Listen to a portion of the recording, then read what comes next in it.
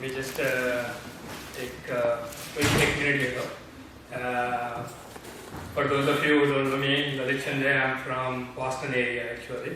But I've been associated with Garze Marathi since probably 2017, 2018. I don't know exact time frame. I've seen Garze Marathi grow from just the idea to so many initiatives, and this is the fruits of that all. आणि इथले सगळे जे members हे काम करत आहेत, ही जी बे एरियाची सेंटर ऑफ एक्सलन्स टीम जी काम करते हे सगळं पूर्णपणे व्हॉलंटरी आहे. It is all based, there is no payment made to anybody in this particular organization. पण ऑर्गनायझेशन जेव्हा असा मोठा प्रोग्राम करते आणि आपले 2 समिट झालेले आहेत आतापर्यंत. न्यू जर्सी समिट जे झालं ईस्ट कोस्टला यावर्षी, त्याचा मी कन्व्हेनर होतो, को कन्व्हेनर होतो. आणि त्याच्यामध्ये जो काही आपण रिस्पॉन्स आणि हे मिळतोय तो फार चांगला आहे. मराठी माणसांसाठी केलेली फार चांगली चळवळ आहे ही.